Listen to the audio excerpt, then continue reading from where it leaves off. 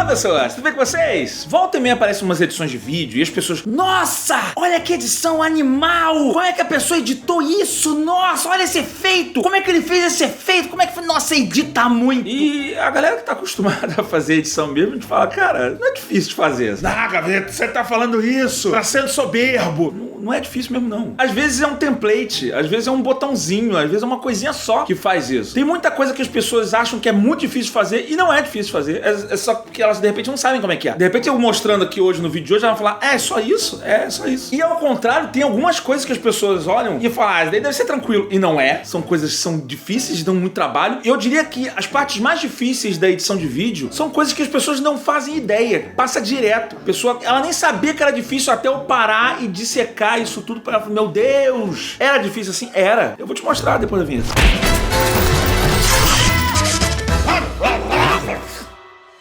Assim, estudando edição e pós-produção por um tempo, você vai aprendendo isso daí naturalmente. Acho que qualquer profissão. Conforme você vai ficando mais experiente, você vai vendo que tem coisas que você achava que era difícil, não eram, e vice-versa. E pra você chegar nesse ponto, você precisa meio que estudar e praticar muito, né? Estudar, eu recomendaria você fazer os cursos da Alura, porque você tem todo o mundo do audiovisual ali dentro. Mas não só isso, você precisa praticar, você precisa fazer. Não só ficar lendo a teoria de como é que é, você precisa ficar fazendo vídeo, fazendo essas coisas e você vai desvendando as coisas. Até porque quem quer trabalhar com isso, especialmente que gosta de fazer efeitos visuais, vai precisar de um portfólio, ou seja, de um local para você mostrar os seus trabalhos, as suas edições, as coisinhas mais doidas que você fez. Mesmo que você não tenha cliente, mas eu não tenho cliente nenhum, aí a pessoa inventa, né, para ela ter portfólio. E nessa de criação de portfólio, de demo reel, né, que é um reel de demonstração e tal, volta e meia aparecem umas paradas que as pessoas: meu Deus, ele edita muito! Eu vou ver uma edição e ela tá entupida de transições. Vocês já viram isso? Vem aí vem aquela transição que treme, vai e a tela fica mexendo de um lado pro outro. Fala: nossa, essa pessoa edita muito, cara. Isso não é editar muito. Desculpa. Transição, ela tem um propósito. Você tá fazendo um negócio meio videoclipe pra você não entender mesmo? Acho que vale, porque você tem que pensar que esse tipo de tela tremida, sacudindo o tempo inteiro, tá assim, ela não tá informando nada. Ela tá fazendo, é só uma experiência sensorial. A intenção de mostrar o que tá acontecendo no jogo, ou sei lá o que for que você tá mostrando ali, um portfólio, sei lá, você não tá conseguindo ver o trabalho. Você tá vendo mais a transição do que o trabalho que tá ali no meio, sacudindo, sabe? E a transição, normalmente, não só no cinema, a gente leva a transição meio com o intuito de mudança de assunto. Você tá no assunto, mudou o assunto e você bota uma transição, ou uma mudança de paradigma, uma mudança de perspectiva, aí você bota uma transição, sabe? Agora a pessoa vai botando várias transições pra uma mesma cena, pra um mesmo contexto. O cara tá andando, vem a tela, vem, não sei o que lá. É só um mau uso de transição. Só isso. Eu até ia fazer um vídeo sobre transições. Volta e meia as pessoas me pedem: cara, Gaveta, faz um vídeo sobre transições. Não. Eu desisti, porque não tem muito o que falar. Eu falo assim: não use tanto. É só isso. Transição demais é insuportável, é legal pro cara que tá editando, sabe? É aquele solo gigantesco de guitarra que já perdeu a musicalidade, tá ali pra mostrar todas as escalas do guitarrista. É meio que isso, assim. Só que nesse caso é pior, que nem técnica tem. Porque essa é a parte que eu tô falando que é fácil, as pessoas acham que é difícil. A maioria dessas transições que as pessoas usam são templates. É pronto. Você bota um clipe, bota o outro, você arrasta um negocinho ali pro meio, pum, olha lá. Tá pronta a transição. Ou você bota um layer por cima de ajuste. É só botar um layer de ajuste por cima e já faz a transição. Fala: a pessoa não anima aquilo ali tudo. Não, já vem pronto. E a maioria dessas pessoas já compra isso pronto. Então, às vezes eu recebo uns portfólios com muitos efeitos prontos de transição e é só isso que a pessoa tá colocando. Tu fica lendo assim: eu sei onde você pegou esse efeito. Eu quero ver a tua contação de história, né? É um negócio que a princípio pode parecer difícil, especialmente pra galera mais leiga, que fala: caraca, tudo mexendo e mexendo pro lado, mas isso daí tudo é só um arrastar que a pessoa faz, sabe? Não vou tirar também o mérito de alguma coisa feita por preset. Eu uso muito preset. Eu acho que todo profissional usa muito preset. O bom profissional, designer, motion, seja o que for, ele sabe onde e quando usar o preset, sabe? Quando eu vou usar uma transição que vai pegar legal e não vou usar o tempo inteiro pra mostrar que o vídeo tá agitado. Até porque esse lance de preset é muito comum também com textos, que é outra coisa que também as pessoas piram. Olha os textos, o texto tá todo animado e tal. Tem ferramenta que anima esses textos hoje em dia. A gente usa aqui na Gaveta Filmes, volta e meia. É o quê? Sim, é simples. Assim, é simples. É trabalhoso também, porque você tem que, às vezes, tem que botar o efeito num After Effects, exportar e botar lá no Premiere, mas não é o bicho de 7 cabeças que as pessoas pensam. Nossa, o cara animou letra por letra pra fazer essa maluquice toda. Tem uns presets loucos de letra que tu vai ver assim. Olha aqui, ó. Fala: meu Deus, ele animou letra por letra. Diz aqui: não, tem um preset prontos aqui. Pra mim acabou. Pra mim... Aí você começa a ter que estudar mais sobre esse tipo de coisa Sai. Porque com o tempo você começa a identificar o que é preset e o que a pessoa animou na mão, sabe assim? Fala, não, isso daí não é preset não, isso daí a pessoa teve que fazer na mão e, nossa, sofreu. É porque assim, depende do que tá fazendo, onde isso vai ser animado, qual é o contexto. Tem uns que um preset funciona, tem outros que o preset não funciona. Às vezes o mesmo efeito pode ser difícil ou fácil. Tô tentando lembrar de um aqui, tô lembrando do próprio duplicar as pessoas. Eu fiz o Gaveta Gordo versus Gaveta Magro. Mas toda vez que eu boto qualquer imagem uma do lado da outra, a pessoa, nossa, cara, edita muito. Essa é a parte mais idiota da parte. Assim, você se filma de um lado, depois você se filma do outro, você pega a imagem e recorta ela no meio, assim. Você tem uma ferramenta que você só recorta, assim, e pronto. Qual o segredo de você filmar os dois no mesmo lugar? É você filmar sem mexer na câmera. A câmera não mexe, porque aí o cenário não muda, entendeu? Não vai desencontrar. Filmar um elemento um do lado do outro. Em filmes grandes a gente vê isso, assim. Na verdade é só uma tela dividida e é até simples. Começa a ficar difícil quando tem muita interação dos dois. Um completando a frase do outro, você tem que medir as frases. Às vezes eu gravo a frase, vou ouvindo e tal, não sei o quê. Realmente é uma vida nova, sabe? Eu tô me sentindo... Juro que eu tô fazendo isso agora que eu tô magro? Não, eu tô fazendo zoeira, pô. Realmente é uma vida nova, sabe? Eu tô me sentindo... Juro que eu tô fazendo isso agora que eu tô magro? Não, eu tô fazendo zoeira, porra. No caso do meu vídeo, Gaveta Gordo, Gaveta Magro, aquele foi muito difícil porque era uma interação constante dos dois e a mecânica do programa era eu respondendo comentários dos inscritos que ainda iam ser feitos. Então eu tive que adivinhar e tal. O Gaveta Gordinho era mais fofinho. Fofinha minha roupa. Não, peraí, caralho. Mas ainda assim, você pensa, o mais difícil não é a edição é o planejamento dela. Em muitos casos é isso. As pessoas, meu Deus, tá editando muito. Às vezes é mais, não, tá planejando muito, sabe? Tem muita coisa automatizada, sabe? Eu pego a minha mão aqui, eu boto um efeito nela, assim, acompanhando, sei lá, um fogo ou um raio. Nossa, o Gaveta fez daqui agora, cara, olha, edita muito.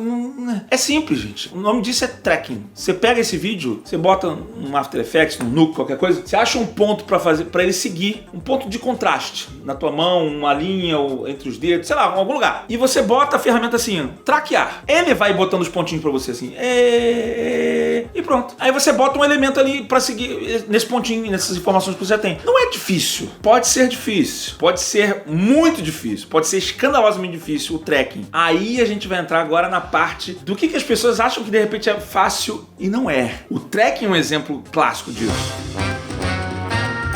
O tracking cagado é o que normalmente acontece. Você tem uma cena e fala assim, faz um tracking aqui na pessoa. E aí você vai botar. Não existe um ponto de contraste constante, um risquinho. Por isso que aquelas filmagens tem aquele risquinho nas telas, alguma coisa assim. Pra máquina captar, vou seguir esse pontinho aqui. Ou então muda, sei lá, o rosto da pessoa. Aí começa a sambar, aí começa a ser difícil. É sempre muito difícil fazer um tracking no rosto. Quer dizer, um tracking simples, de um ponto só. Hoje em dia você tem ferramentas que ela identifica até o giro do rosto e tal. Tem tracking pra isso. Mas o tracking mais simples, né, que é aquele só de um pontinho, é difícil, porque tu pensa assim, faz um tracking no olho, Gaveta, mas o teu olho mexe, você fica assim, faz na sua cicatriz. Mas quando eu falo, os músculos mexem, o nariz mexe. Se você for ver, não tem nenhum ponto do seu rosto que ele fique completamente parado. Sempre tem alguma coisa mexendo quando você tá falando, fora quando tá girando, então tem perspectiva. E aí se você vai tentar fazer um acompanhamento de ponto aqui assim, ele fica descasando. Aí você vai botar um elemento por cima, por isso que você vai ver aquele tracking, aquela imagem que a pessoa bota por cima do rosto da outra, e vai ficar aquela imagem meio assim, que ela não conseguiu achar um ponto fixo pra ela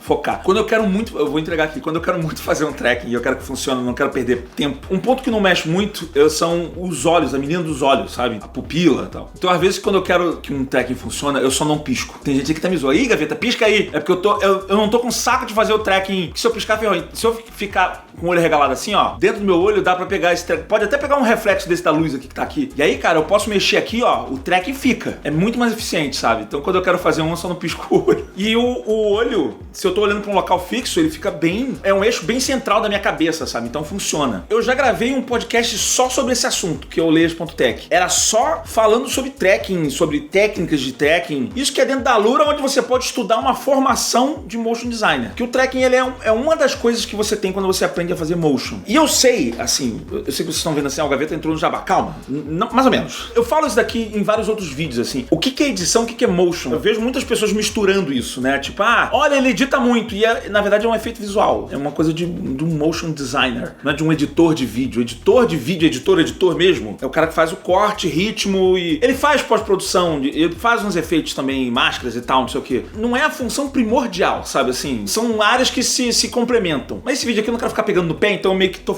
tratando da edição como o corte, a pós-produção, efeitos visuais, esse tipo de coisa. Mas seja qual for o direcionamento que você se interessar, tudo tem na Lura. É a maior escola online de tecnologia do Brasil. É um assunto que tem a ver com tecnologia, tipo edição de vídeo, tipo pós-produção, motion. Cara, eu quero aprender a fazer chroma key, quero aprender a fazer um modelo 3D, Gaveta. Eu queria fazer uma vinheta inteira. De repente até tratar o som da vinheta. Tudo isso tem na Lura. E é bom que assim, você não vai, vou arranjar um curso de não sei o que lá, um curso de edição em podcast, um curso de edição de vinheta, Element 3D e... Não, você faz uma matrícula, que é na Lura. Pronto, você tem acesso a tudo. Você estuda o que você quiser lá dentro. Você pode fazer trocentos cursos ao mesmo tempo. É online, tu faz onde você quiser. Você tá andando na rua, você tá no ônibus, tu tá lá fazendo curso. Tu chegou lá no trabalho, tu chegou para lá no almoço, tu tá fazendo curso. O tempo inteiro. Tu pode deixar uma janela aberta ali em paralelo, tu tá ouvindo, tu tá fazendo. E pensa no seguinte, eu tô falando muito hoje desse lance de você praticar e você se acostumar com as coisas, pessoas que querem fazer portfólio e tal. Você estando numa escola, você tá numa comunidade de pessoas que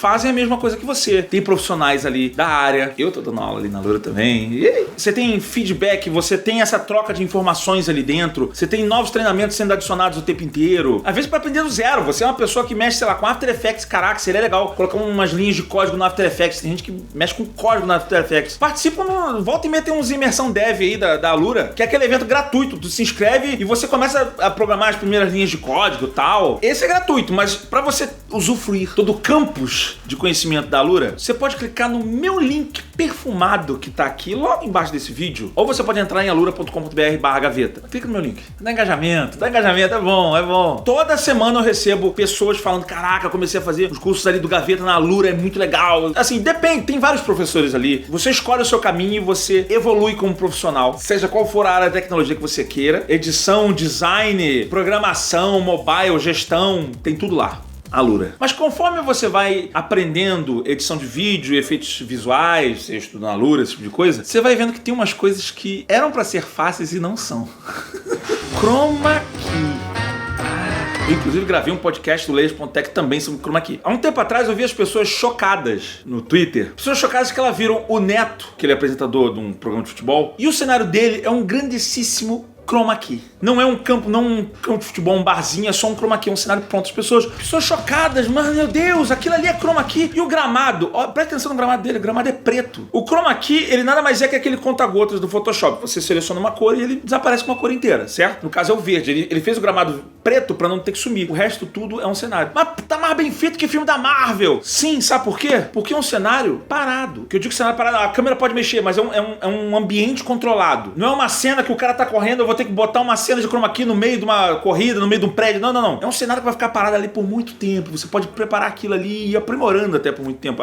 Eu faço isso com o meu cenário. O segredo do chroma key é uma boa iluminação. Você tem que iluminar muito bem o fundo pra ficar tipo uma cor única verde e você fazer uma iluminação contra, que é essa luz que bate aqui contra você, que é pra matar o verde. Porque quando você tá perto de uma parede verde, o verde bate em você. E aí quando você vai recortar, fica recortado, fica saindo. Num estúdio profissional onde você tem muito controle de luz, você joga a luz contra você e aí você tira esse verde aqui, você bota mais luz aqui. Então o recorte fica mágico. Eu já vi muita gente falando isso, mas estúdio de televisão, jornal, apresentadores, o chroma key deles é tão perfeito, é tão fácil. Sim, porque é um ambiente mega controlado. Se eu olhar pro teto desses locais, cara, é um mar de lâmpadas, luzes e tal. Eu trabalhei na Globosat, eu lembro como é que era, cara, uma parafernália gigante de luzes em cima. Tem uma luz pra cada ponto do chroma key, ó, aquela parte ali do chroma key tá meio escura. Ele pega um holofote pra aquela parte. Aí, meu amigo, quando vai recortar, pum, sai e fica perfeito. As pessoas acham que o cara tá no cenário. Eles estão tempo pra acertar a cor, tal. Agora, quando você vai fazer um filme, é uma cena do cara que tá correndo e agora tem que simular que ele tá passando em cima de uma nave, tem luzes passando. Não são cenários fixos e constantes. É um chroma key pra simular você num local específico só naquele naquela cena. Aí é brabo, entendeu? Aí, porque aí você tem que mexer a luz da captura pra combinar com uma cena específica. Então, às vezes, num mesmo filme, você pode ter um chroma key que você acha que tá funcionando bem e um outro chroma key que tá funcionando pessimamente. Vixe, zoado, hein? É porque são simulações de iluminações diferentes, entendeu? É uma incidência de luz que tá refletindo na pessoa ali, que é meio única, e você tem que ficar acertando ela na hora que você tá filmando também, e depois na pós-produção. Aí você começa a entrar na parte que é difícil, que é caso você não tenha toda essa parafernália de luzes pra você se iluminar, tem aquele famigerado chroma key cagado. Quem mexe com VFX, motion, vocês sabem. Caraca, olha, esse chroma key tá mal recortadão. Por que a pessoa fez? Ah, cara, ele é muito ruim. Esse cara não sabe editar. Meu amigo, chroma key é um saco. Chroma key, que é o seguinte, às vezes o verde tá batendo na pessoa, tá voltando, isso acontece muito. Às vezes, o que acontece? Quando você tá filmando um chroma key, você tem que iluminar o chroma key. Se você não iluminar, ele vai ficar muito escuro. Se ele ficar muito escuro, repara, um chroma key escuro é péssimo pra recortar. Você vai tentar selecionar, ele tá com aquele degradê gigante nele, então não é o mesmo tom de verde. Ele some só com a parte de cima e não com a parte de baixo, ou vice-versa. E aí, normalmente, quando as pessoas vão filmar um chroma key desse e não tem um estúdio com 1 bilhão de luzes, grande parte das luzes que elas usariam pra elas usam pra iluminar o croma, o pano verde, a parede verde, seja lá o que for. Então a pessoa, não, eu tenho 3 lâmpadas, 4 lâmpadas aqui, mas pelo menos 2 estão ali pra trás e 2 estão nela, uma só pra pessoa aqui. E aí o que acontece? Muitas vezes a pessoa tá mal iluminada, a pessoa que tá na frente. Mesmo que não tenha um verde invadindo nela, ela tá meio escura a imagem. Não sobraram luzes tão fortes pra iluminar a pessoa. E aí ela começa a compensar na câmera. Você tem na câmera uma regulagem que é o ISO. É uma clareada digital. O ISO é um processo digital de clareamento de imagem. O problema é quando você aumenta muito o ISO, você tem grão, aquele granulado horroroso. Quando você vê a filmagem de noite é isso. Nossa, tá tudo granulado. É ISO. Isso é o ISO altíssimo. E você recortar um chroma key com ISO alto, todo granulado, conforme você vai mexendo, você vai aprendendo várias coisinhas, sabe? O ISO tá normal, mas aí a pessoa começa a se mexendo muito, e aí você tem o motion blur, que é esse desfoque. E aí o desfoque, quando você vai... é um conta-gotas. Como é que você vai recortar uma cena que tá borrada, sabe assim? Ela se borra com o verde que tá atrás, nossa! E aí você aprende assim, caraca, então o ideal seria, na hora de ter gravado, eu ter gravado com... o termo de vídeo aqui tá com shutter speed, com a velocidade do obturador aqui, uma velocidade muito alta de captura pra não dar tanto motion blur. Tem como você evitar isso. Inclusive eu falei disso daí quando eu tava falando de técnicas do Spielberg. Tem uma coisa que acontecia comigo, quando eu fazia o Capitão Foda-se, não que o chroma key seja perfeito, eu já tô... minha culpa aqui, eu sei que o meu chroma key sempre foi meio cagado. É tosco de propósito. Foda-se. O Capitão Foda-se, ele tem um arco-íris na blusa. Blusa que está à venda na loja.com.br/gaveta. Você pode ter essa blusa pra você pode ter Memes Revolution, você pode ter logo gaveta, logo nonsenso. Blusa de manga curta, manga comprida, baby look, moletom bom, moletom pesado. Mas é um arco-íris, tem verde. Quer dizer, essa versão que eu tô vendendo aqui na loja, ele até tem um verde que eu botei. Mas a versão que eu fiz pro vídeo, eu lembro que eu acho que eu tirei o verde, porque eu sabia que eu ia filmar no chroma key, a gente tirou. E mesmo assim deu problema, por causa desse maldito, desse amarelo. O amarelo, ele mistura um pouco com o verde do chroma key. É próximo, assim. Um amarelo clarinho, ele começa a ir pro verde, que é a cor vizinha ali do verde, entendeu? Então dava problema. Então toda vez que eu gravava o Capitão Foda-se, a gente fazia o chroma key e a gente tinha que fazer uma máscara, ou seja, um recorte no peito pra ir acompanhando com o Capitão Foda-se e tal, não sei o que, senão ficava um buraco no meio do peito do Capitão Foda-se. E aí você começa a ter que animar, às vezes, quase quadro a quadro, que a gente chama de rotoscopia. Rotoscopia é o que você faz, seja com chroma key ou com tracking. Eu tava falando que o tracking é fácil? Quando o tracking é fácil. Quando o tracking é difícil, eu tô tentando fazer um tracking aqui na minha mão e minha mão tá sacudindo, cara, não tem jeito. Você vai ter que fazer o tracking na mão. Ou seja, você vai ter que fazer quadro a quadro, mexendo o pontinho pra ir acompanhando o negócio. E lembrando, se você tá fazendo um vídeo aqui eu tô filmando a 24 quadros por segundo. Então, pra cada 1 segundo de vídeo seu, 1 segundo são 24 posições. 1, 2, 3, 4, 5, 24. 1 segundo. Isso quando você tem que mexer um pontinho, às vezes você tem que mexer várias coisas. A rotoscopia, você entra no local... A rotoscopia não é só você acompanhar... Eu digo quadro a quadro, a rotoscopia muitas vezes eu acho que tá mais associada a você fazer máscaras, né? Você faz um recorte na mão pra mão passar direto assim na frente. Eu fiz isso daqui quando eu fiz um alien, um poste passando na frente, eu mascarou ele. Esse trabalho quadro a quadro é um trabalho de corno. Não é que é difícil, às vezes mas no geral é um trabalho trabalhoso. Quando é uma máscara muito complexa, com muitos pontos, são muitos pontos que você tem que ir mexendo. E às vezes quando você mexe isso, eles não ficam harmoniosos, sabe? Fica um negócio meio... Quando você dá um play, você vê um negócio fica todo... Ele não segue um flow legal, sabe? Mas eu vou dizer uma coisa pra vocês, esse é o ponto que eu queria chegar. Quando eu planejei esse vídeo aqui, eu pensei assim, o que é fácil, o que é difícil? Qual é a coisa mais difícil da edição pra mim? É pornô. E eu digo pra mim, e eu acho que pra maioria das pessoas que estão na Gaveta Filmes também, eu perguntei pra eles. Mentira. Acho que todos nós chegamos à conclusão que a coisa mais difícil na edição de vídeo é justamente a criação do contexto. É aquela parte que ninguém vê. Você ter uma linha narrativa constante e você contar uma história de uma forma que engaja. Isso é muito difícil de fazer. É difícil de explicar. Tu vê, eu tô falando aqui, deve ter gente que tá assim... Que porra é essa?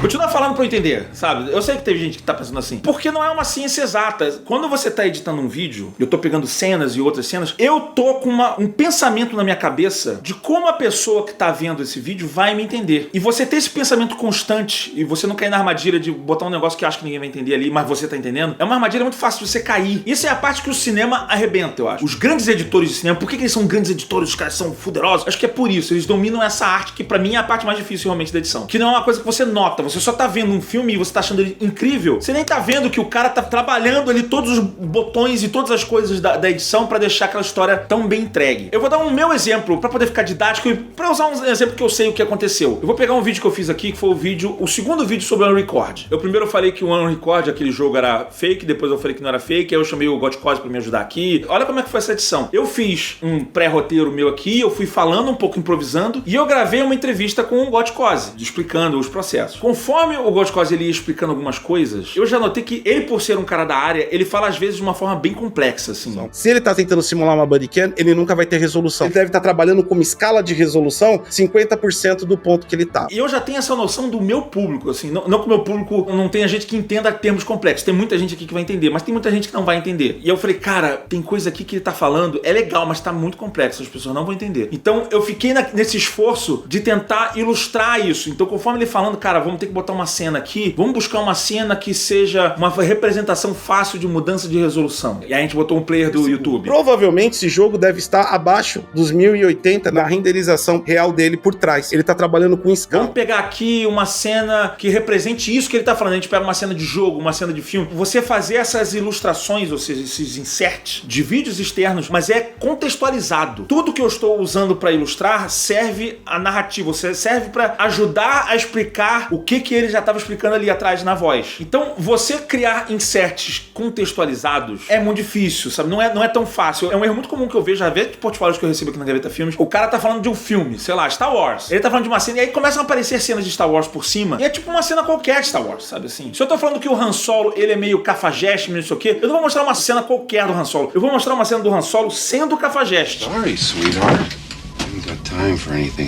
Eu já vi isso acontecer, isso é mega comum de acontecer. A pessoa bota uma cena dele de cafajeste, bota uma cena dele bonzinho, assim. Falei, cara, tira essa cena, tá confundindo a cabeça da pessoa que tá vendo. A gente tá falando de uma cena de filme, uma cena existe, não tá mostrando, mostra a cena. A gente até tem uma regra aqui na Gaveta Filmes que é o falou, mostrou. Falou de uma cena, mostra a cena. Mas nessa de você ir colocando esses inserts externos, outros vídeos e tal, você tem a armadilha que eu também vejo acontecer muito, você fazer um vídeo ficar muito blocado, sabe assim? A pessoa fala pau, aí entra o insert. Pau, entra o insert. Pau. Fica muito. O vídeo fica muito travado. Eu já não gosto disso. Eu gosto de misturar a coisa. Ela tá falando de um assunto, de repente você começa a ver esse outro assunto, exemplificando o que a pessoa tá falando, a voz dela tá no fundo, de repente a voz da pessoa abaixa, e aí começa a vir o som da cena. Caraca, você tá vendo o Gandalf caindo? Cara, e ele vai lutando com o Balrog no ar. Essa introdução é absurda. Isso que eu acho que começa a ser uma edição profissional. Não tá mais blocado. Os layers, as coisas que você está mostrando, elas estão todas misturadas. Ao ponto que você não consegue pensar assim, cara, eu vou tirar esse insert aqui. Você pensa, cara, se eu tirar esse insert, eu vou quebrar a edição. A música, que é do Howard Shore, cara, é um coro. Nossa, cara, é badass, mas mais do que badass, ela é especial. Você tá vendo como é que isso tudo que eu tô falando é muito lúdico? Por isso que eu acho que é tão difícil de você contar uma história com elementos misturados. E esse vídeo do Unrecord, ele foi muito difícil por isso. Tinha o papo do Godcause misturado com a minha fala, então às vezes a gente bota o que eu falo, bota o que ele fala. Quem mais pegou essa edição aí foi o Potter, que mandou muito bem esse vídeo. E você misturar narrativas diferentes ainda assim pra contar uma única linha de história e você ter essa noção, é difícil, cara, é difícil. E eu vou te falar, tudo influencia. Às vezes num ponto assim, cara, eu não quero... Eu lembro que eu pedi algumas mudanças, assim. Eu falei, cara, não bota essa música aqui não, que essa música é engraçadinha. Eu acho que tem que ser uma música mais futurista, tecnológica, porque a música engraçadinha faz a pessoa não levar esse tema a sério. Eu quero que nesse momento aqui a pessoa leve esse tema a sério. É o sistema de iluminação que influencia. Por exemplo, o material, né? Na engine gráfica não é só a luz. É o sistema de iluminação que influencia. Por exemplo, o material, né? Na engine gráfica não é só a luz. Olha como é que eu já tô mexendo em outras coisas. Eu tô pensando no que a pessoa vai sentir. Eu gosto muito de mexer no emocional das pessoas com música. Eu tem curso meu da Lura só sobre isso. Você vai moldando, através de cortes, imagens que você vai mostrando e música, o que você quer que a pessoa sinta quando ela tá assistindo aquilo. Cara, eu quero que ela comece a criar uma atenção. Caraca, aqui... Sabe, quando você vai ver um Masterchef, eles estão lá no prato e aí bota o prato ali... E aí você tem aquela tensão de gostar ou não gostar. Eles até aumentam, bota 1000 vezes a cara dos jurados, eles olham. Esse é o prato perfeito. Parabéns, Vitor. Isso tudo é uma construção de tensão que você vai fazendo, sabe? Seja como no caso do Masterchef, você tem várias câmeras pra trabalhar. No caso de um vídeo do YouTube, você tem várias cenas externas pra trabalhar. No filme também, você tem uma outra dinâmica. Mas você ter essa noção de qual é o tom principal que você tá dando pra sua edição e você manter isso, pra mim é a parte mais difícil da edição. É a parte que eu mais valorizo. Mas eu entendo que a maioria das pessoas não entenda nem vejam isso, né? As pessoas não conseguem ver isso. Porque eu costumo falar muita palavra lúdico aqui, né? Mas o certo é abstrato.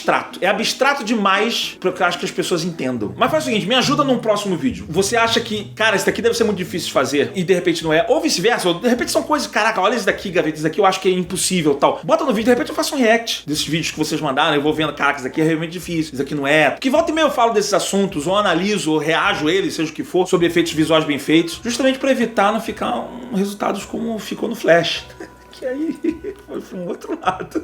Você não entendeu, vai lá no vídeo que você vai entender. Não tem spoiler, caso você não queira spoiler. Que aqui a única coisa que você vai ter é um beijo bem forte na sua bundinha.